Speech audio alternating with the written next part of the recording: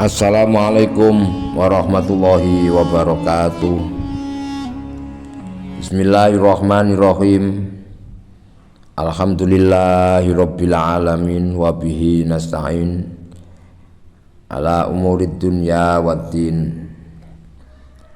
Wassalatu wassalamu ala asrafil anbiya'i wal mursalin sayyidina wa maulana Muhammadin wa ala alihi wa sahbihi ajmain. Allahumma sholli ala sayyidina Muhammad abdika wa nabika wa rasulika nabil ummi wa ala alihi wa sahbihi wa sallim taslima bi qadri azamati dzatika fi kulli waqtin wa hin.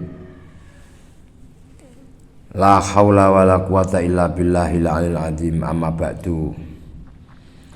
Para kiai, ibu nyai, para gus, para ustad, ustadzah, sedaya warga sedulur Jam'iyah Al-Hikam menjalin ukhuwah fillah dalam ilmu dan amaliyah yang dirahmati dan dimuliakan Allah Subhanahu wa taala. Alhamdulillah, pada kesempatan ini perkenankanlah Al-Fakir menyampaikan sekilas biografi manaqib dari As-Syaikh Ibnu Athaillah As-Sakandari, nafanallahu bihi wa bi ulumihi wa azalin barakati wa anwarihi wa asrarihi, amin. Dengan harapan kita lebih mengenal dan tahu, dapat mengambil hikmah dari perjalanan hidup beliau dan beberapa hal yang menjadikan kita semangat istiqomah untuk selalu berbenah diri sampai pada akhirnya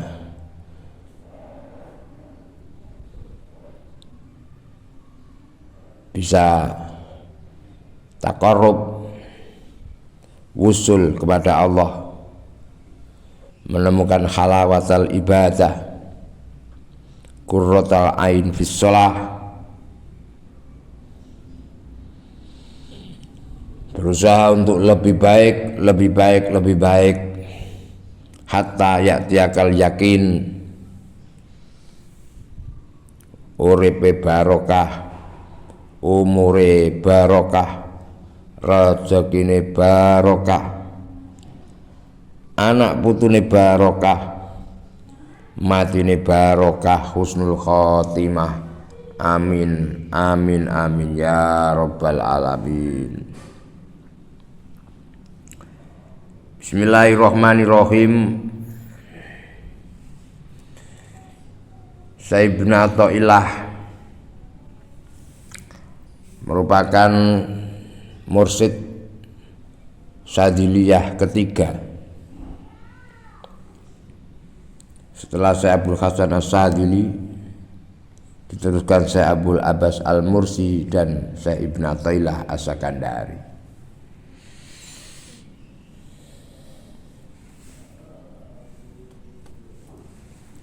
Thariqah Syadziliyah itu sekitar tahun 1200-an. Sebelumnya sudah ada thariqah Rifaiyah dan thariqah Qadiriyah.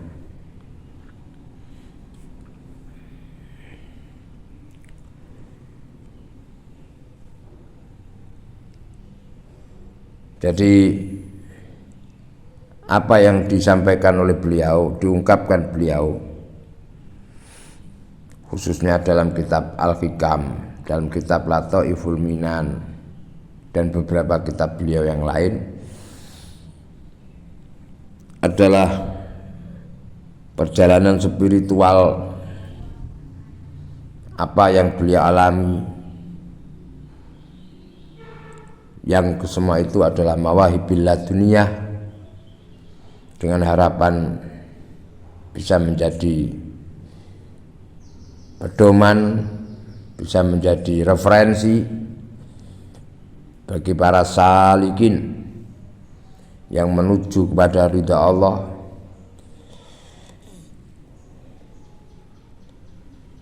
yang menuju kepada hadiratul qudsi.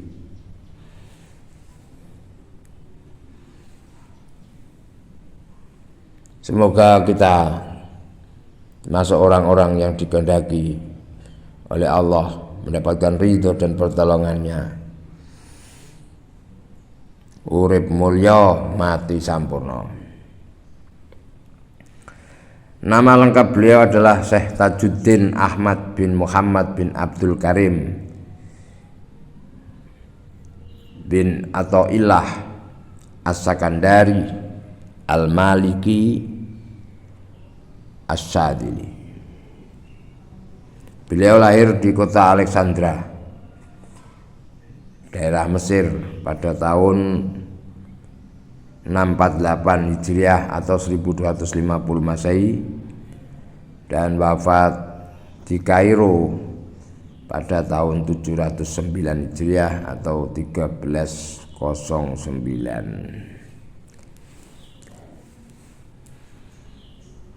Julukan Iskandariyah merujuk kepada kota kelahiran beliau. Malikiyah adalah mazhab fikih beliau, di mana Imam Malik adalah gurunya Imam Syafi'i, dan beliau punya murid Syekh Taqiyuddin As-Subki, itu adalah mufti Syafi'i yang melanjutkan pelajaran-pelajaran beliau, melanjutkan thariqah beliau. Syadziliyah adalah thariqah dari beliau. Keluarga Syekh Ibnu Athaillah adalah keluarga yang terdidik dalam lingkungan agama yang kuat, yang ketat. Kakek dari jalur ayah beliau adalah ulama fikih pada masa itu, dan memang keberadaan orang-orang ahli fikih atau fuqaha memang sangat dihormati pada zaman itu, terutama pada kekuasaan dari dinasti Mamluk. Dan insya Allah sanad beliau sambung sampai Rasulullah Sallallahu Alaihi Wasallam yang kami utarakan dalam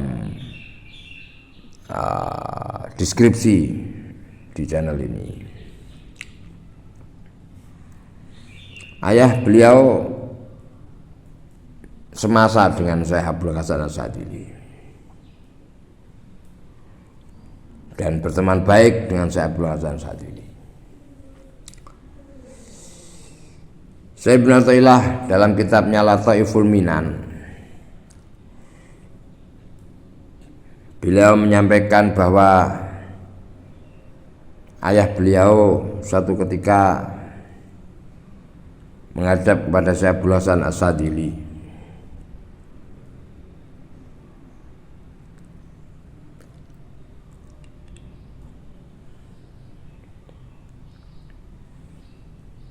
Lalu Syekh Abdul Hasan Asy-Syadzili menyampaikan kepada ayah beliau, "Demi Allah, kalian telah tanya kepada aku suatu hal yang tidak aku ketahui jawabannya. Lalu aku temukan jawaban itu tertulis pada pena, tikar, dan dinding. Apa arti dari semua ini? Pena adalah suatu alat menulis, artinya di situ ada catatan buah kitab. Tikar dan dinding adalah kholwat, dinding adalah batas.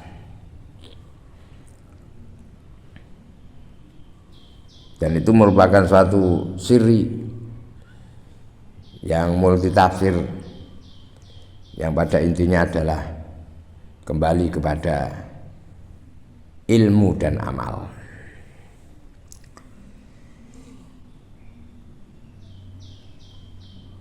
Keluarga Syekh Ibnu Athaillah keluarga yang terdidik dalam lingkungan agama, dan memang situasinya seperti itu. Pada masa remaja, Syekh Ibnu Athaillah sudah belajar pada ulama-ulama besar di Iskandaria seperti Al-Faqih, Nasiruddin, Al-Mimbar, Al-Judami dan lain-lain, di mana kota Iskandaria salah satu pusat ilmu di semenanjung Mesir yang banyak dihiasi oleh ulama, tokoh tasawuf dan para auliya sholihin. Oleh karena itu tidak mengherankan bila Syekh Ibnu Athaillah tumbuh sebagai orang yang faqih, orang yang banyak tahu hal ihwal dari para tokoh-tokoh sufi dan aulia. Namun hal itu berseberangan dengan apa yang diinginkan oleh kakeknya yang menginginkan beliau menjadi orang yang faqih. Istilah sekarang ono bocah pondokan, ono bocah kuliahan, gitu. Cara akademisi karo sistem pesantren.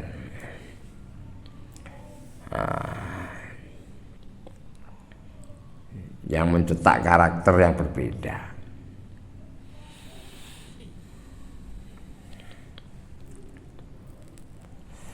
Dalam Lataiful Minan, Syekh Ibnu Athaillah menyampaikan bahwa kakeknya adalah seorang yang tidak setuju dengan tasawuf, kurang sependapat.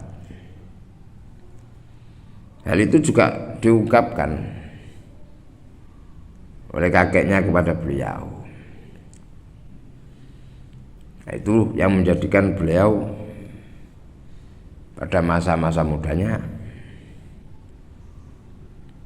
termasuk orang yang faqih, ahli dalam ilmu fikih. Tapi setelah beliau bertemu dengan Syekh Abul Abbas Al-Mursi,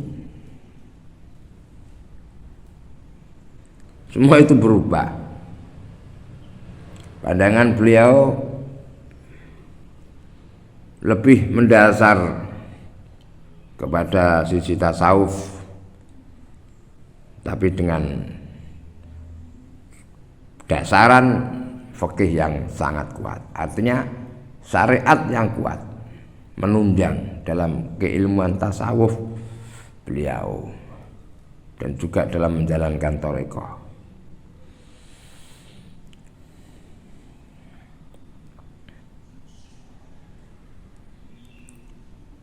Hal itu disampaikan oleh Syekh Abul Abbas Al-Mursi kepada para santri-santrinya ketika belum bertemu dengan Syekh Ibnu Athaillah. Syekh Abul Abbas Al-Mursi sampaikan, kalau ada anak dari seorang alim fikih Iskandaria datang ke sini, tolong beritahu aku. Yang dimaksud anak tersebut adalah Syekh Ibnu Athaillah. Dan ketika Syekh Ibnu Athaillah datang, Syekh Abul Abbas Mursi menyampaikan suatu sirah, suatu ungkapan yang sangat mengena, menukil dari riwayat Nabi Nabi pernah didatangi malaikat Jibril dan malaikat penjaga gunung ketika orang Quraisy tidak percaya kepada Nabi, bahkan menyakiti Nabi. Malaikat penjaga gunung menyalami Nabi, "Wahai Muhammad, kalau kau mau maka aku akan timpakan 2 gunung pada mereka." Dengan bijak Nabi menjawab, "Tidak, saya berharap kelak di tempat itu akan keluar orang-orang yang bertauhid dan tidak musyrik dari mereka." Ternyata muncul keluarga dari Syekh Ibnu Athaillah As-Sakandari radhiyallahu taala anhu. Masya Allah. Nah, setelah pertemuannya dengan Syekh Abul Abbas Al-Mursi, Syekh Ibnu Athaillah lebih terkenal sebagai seorang sufi. Namun perjalanan hidup beliau sangatlah menarik, di mana beliau dididik murni fikih sampai akhirnya bisa memadukan fikih dan tasawuf. Untuk itu dalam beberapa riwayat biografi dari Syekh Ibnu Athaillah dibagi menjadi 3 masa. Yang pertama, masa ketika Syekh Ibnu Athaillah masih tinggal di Iskandariyah sebagai pencari ilmu agama yang masih dipengaruhi doktrin kakeknya yang mengingkari ahli tasawuf karena fanatik dengan ilmu fikih. Syekh Ibnu Athaillah sempat menyampaikan bahwa aku dulu orang yang ingkar terhadap Abul Abbas Al-Mursi.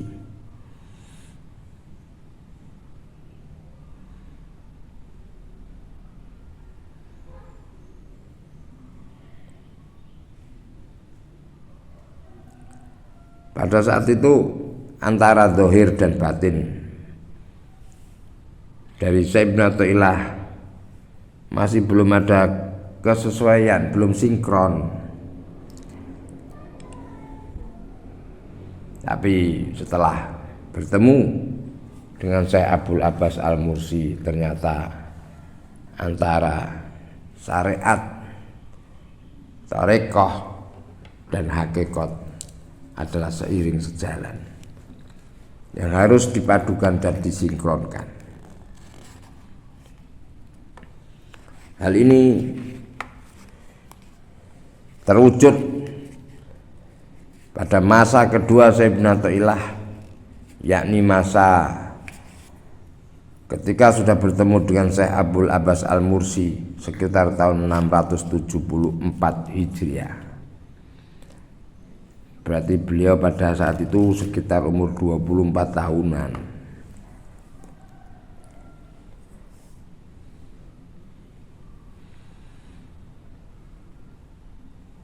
Sirnalah keingkaran beliau terhadap ulama tasawuf.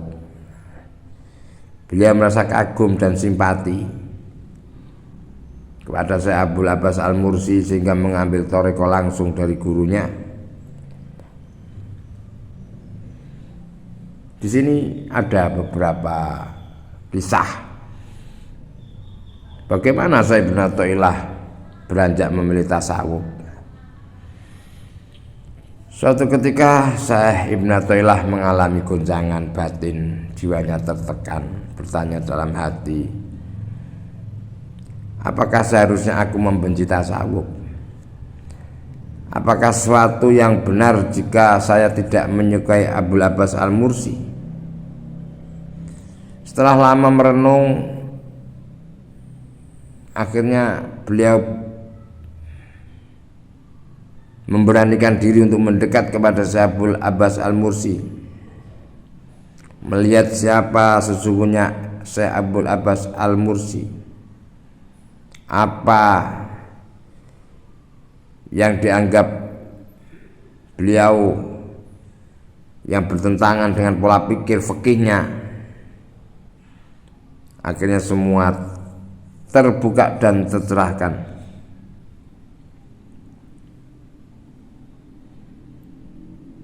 Setelah beliau menyimak beberapa ceramah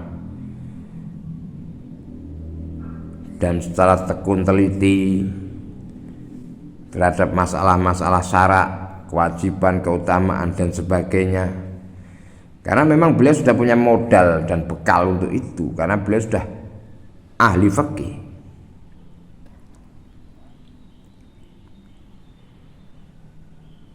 Setelah pertemuan itu hilanglah semua rasa kebimbangan apa yang selama ini bergejolak dalam pikiran dan hatinya, terjawab sudah, dan dengan mantap baiat thariqah kepada Syekh Abdul Abbas Al-Mursi.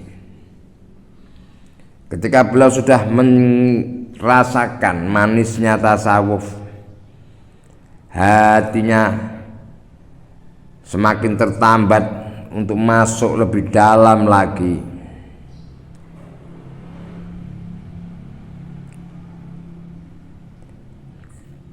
Dan tidak akan menjadi seorang sufi sejati kalau memang belum masuk tasawuf secara total. Beliau menghabiskan waktunya untuk sang guru, meninggalkan aktivitas lain, bahkan tidak berani melakukan sesuatu kecuali atas ridho dan izin dari gurunya.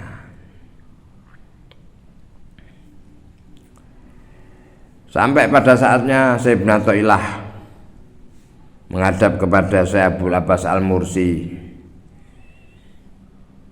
Dalam hati beliau berkeinginan untuk meninggalkan seluruh urusan zahir. Namun belum sempat beliau mengutarakan apa yang ada dalam hatinya, tiba-tiba Syekh Abdul Abbas Al-Mursi sudah menyampaikan, bercerita bahwa beliau punya teman di kota Kaus yang bernama Ibnu Nasi. Dulu dia adalah pengasuh majelis taklim di Kaus, wakil penguasa. Setelah Ibnu Nasi merasakan manisnya thariqah menempuh jalan tasawuf itu, Ibnu Kaus sampaikan kepada aku, wahai Tuanku, apakah sebaiknya aku meninggalkan tugasku sekarang dan hanya berkhidmat kepada Allah?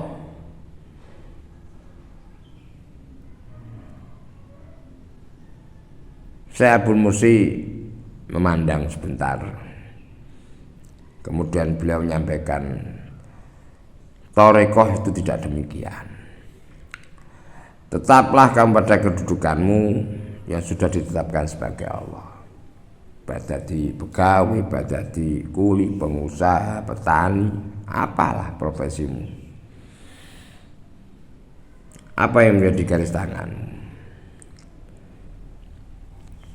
Nah, sisihkan waktu untuk khusus menghadap kepada Allah. Di sini dibedakan antara uzlah dan khalwah, yang insya Allah nanti pada masa ketiga Syekh Ibnu Athaillah As-Sakandari akan kami jelaskan semampu kami. Setelah mendapat penjelasan itu, akhirnya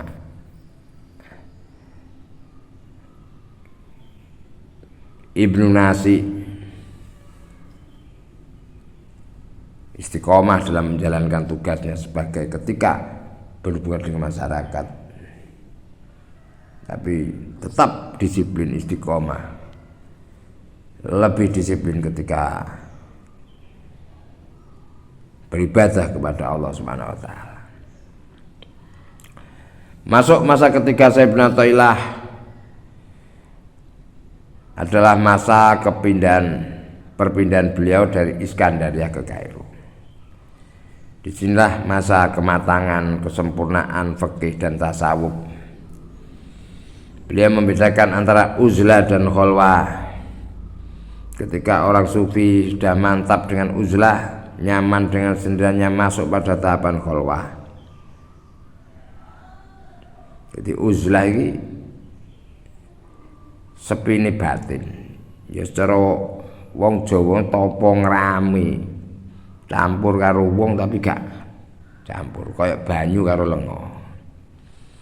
Itu karo khalwah. Khalwah dipahami suatu cara menuju rahasia Tuhan. Khalwah merendahkan diri di hadapan Allah, memutus hubungan kepada selain Allah. Jadi khalwah iki ya butuh ruangan, butuh tempat, butuh suasana. Ya ruangannya gak ombo-ombo, sak meter 2 meter. Secukupnya lah, atau biasa dikei lampu. Ya, rapet, gak namuk. Itu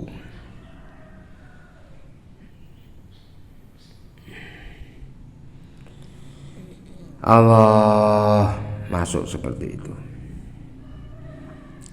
Sepeninggal gurunya saya Abu Abbas Mursi pada tahun 686.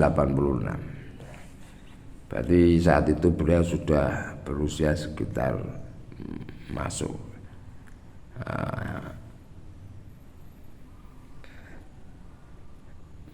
40 hampir 50 tahunan. Dan memang kematangan usia itu juga menentukan. Nabi Muhammad terima wahyu 440, mapan yang Madinah umur 52 berjalan. Pada tahun itu Ibnu Athaillah menjadi pengganti Syekh Abdul Abbas Mursi dalam Thariqah Sadiliyah. Dalam hal ini tugas sebagai mursyid Thariqah diemban beliau, tapi beliau tetap mengajar di kota Iskandaria. Di sini perlunya fana bako, kembali kepada kemanusiaannya, insan kamil, menugas ya ngajar ya ceramah di Al-Azhar. Banyak yang suka dengan beliau, dengan bahasa-bahasanya yang indah, mudah dicerna. Banyak dari ulama-ulama yang menyampaikan pendapat komentarnya terkait Syekh Ibnu Athaillah. Ibnu Takri Barodi menyampaikan ketika Ibnu Athaillah sudah berbicara di atas kursi Al-Azhar, semua mata, telinga seakan terhipnotis. Mereka yang dalam tataran syariat, thariqat, hakikat dan ma'rifat bisa menerima apa yang disampaikan oleh Syekh Ibnu Athaillah. Masya Allah.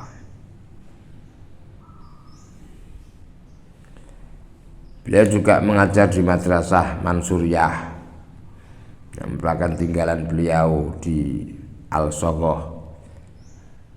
Banyak pula santri-santri beliau yang ahli tasawuf, ahli fikih, termasuk Imam Taqiyuddin Subki, pengarang Tobaqoh Syafi'iyah Kubro itu, ini tokoh Syafi'iyah.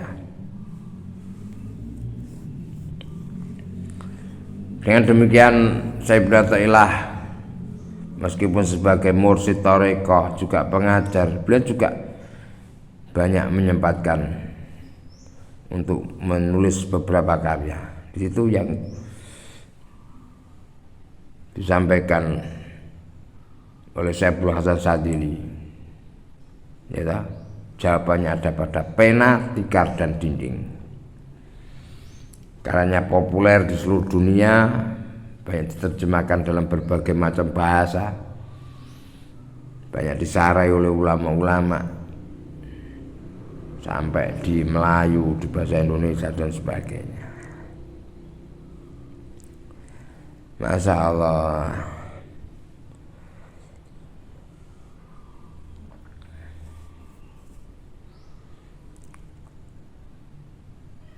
Jadi ciri-ciri pemikiran beliau karena dasarnya syariat thariqah sejalan dengan hakikat, khususnya dalam tasawuf. Beliau mempunyai pemikiran khusus yang lain daripada yang lain.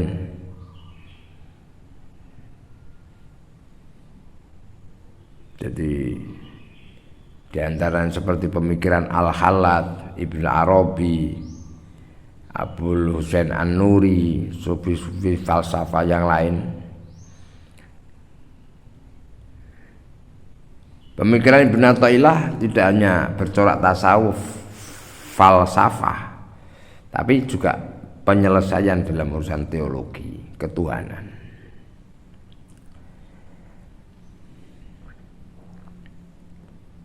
Diimbangi dengan ibadah dan suluk. Artinya syariat, thariqat, hakikat ditempuh secara metodis. Pemikiran tasawuf Ibnu Athaillah berbeda dengan tokoh sufi lainnya. Lebih menekankan nilai tasawuf kepada ma'rifat.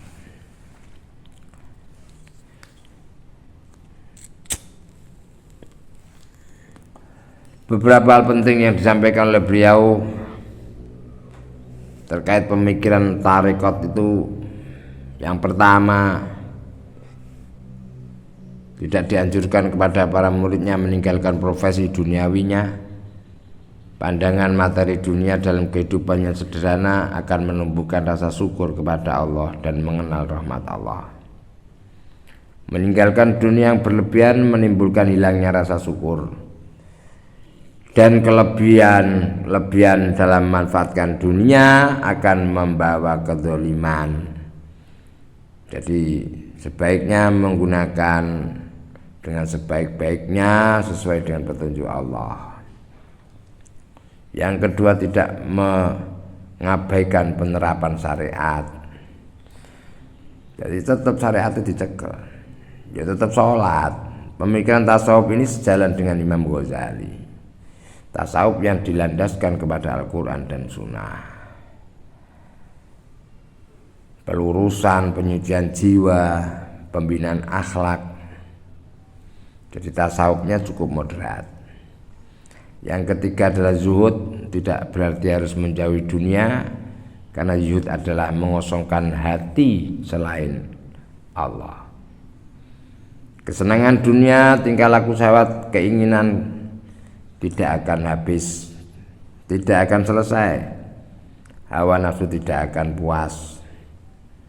Itu semuanya lah laibun walahun, permainan dan senda gurau yang akan melupakan Allah. Nah, dunia yang semacam ini yang dibenci oleh kaum sufi. Yang keempat, tidak ada halangan bagi kaum sufi untuk menjadi kaya raya, miliuner. Saya Hasan Sadili sampai terompai emas, terompai. Jarane ya jos, makan stil.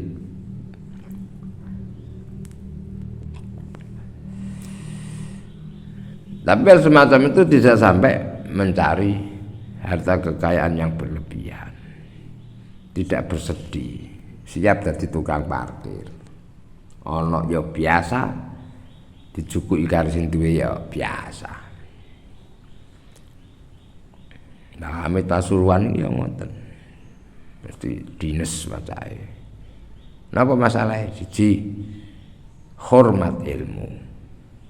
Ya.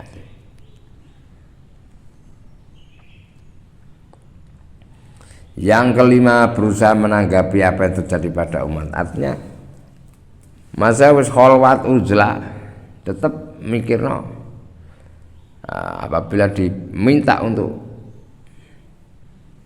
penataan masyarakat juga siap. Ora kok pasif pol ya aktif ya pasif. Gak terlalu masuk ke dalam, bisa membatasi diri.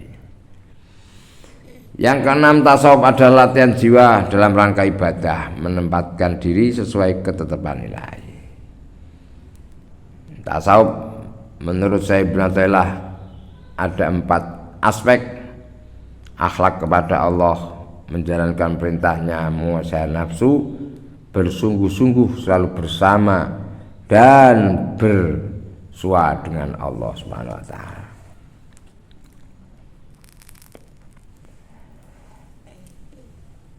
Yang ketujuh, beliau berpendapat bahwa makrifat merupakan salah satu tujuan tasawuf yang diperoleh dengan 2 jalan. Yang pertama adalah mawahib yang diberikan langsung oleh Allah. Allah sendiri yang memilih dan memberi anugerah. Yang kedua adalah makasib, yakni makrifat melalui usaha keras seseorang dengan riyadhah, zikir, puasa, daimul wudu, sholat sunat, amal soleh, dan lain-lain.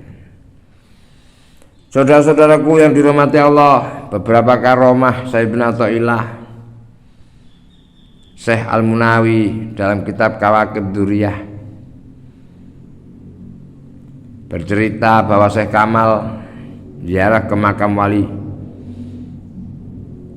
tersebut, yakni Sayyidina Athaillah. Beliau membaca surat Hud sampai pada ayat di antara mereka ada celaka dan bahagia. Tiba-tiba terdengar suara dari liang kubur, "Wahai Kamal, tidak ada di antara yang celaka. Demi menyaksikan karama aku seperti ini, Ibnu memperwasiat supaya dimakamkan dekat dengan Ibnu Athaillah ketika meninggal dunia." Artinya apa yo? Wali apa jenenge? Mau pindah nggon bahasane. La tasabanna alladziina qutilu fi sabilillah amwat bal ahya'un inda rabbihim wa ilaihim yurja'un. Di antara karma beliau ketika ada salah satu murid berangkat haji, lalai ketok Sayyidina Athaillah tawaf roh nang makam Ibrahim. Barang takok no kanca-kancane, "Lho Sayyidina Athaillah budal kaji ta?" "Mboten." Akhirnya atine kok kurang pas sowan nang Sayyidina Athaillah.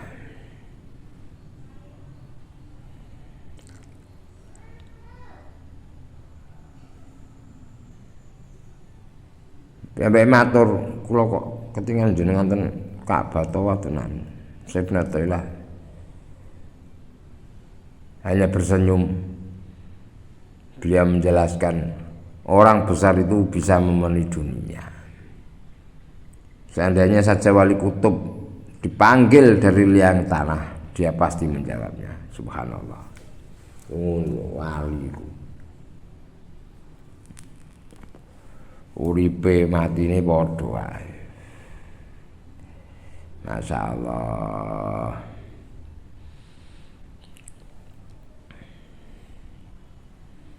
Pada tahun 709 Hijriah, dunia kehilangan seorang maestro tasawuf, seorang wali mursyid.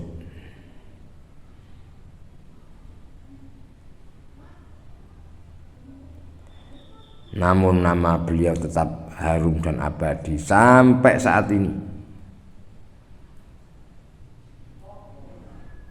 Beliau wafat ketika masih mengajar di Madrasah Al-Mansuriyah, dan disitulah beliau disemayamkan.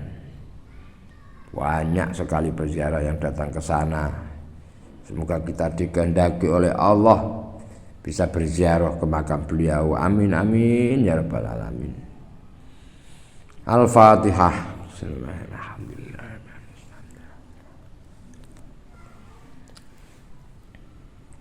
Rabbi fanfa'na bi barakatihim wa dinal husna bi hurmatihim wa amitna fi tariqatihim wa mu'afati minal fitani.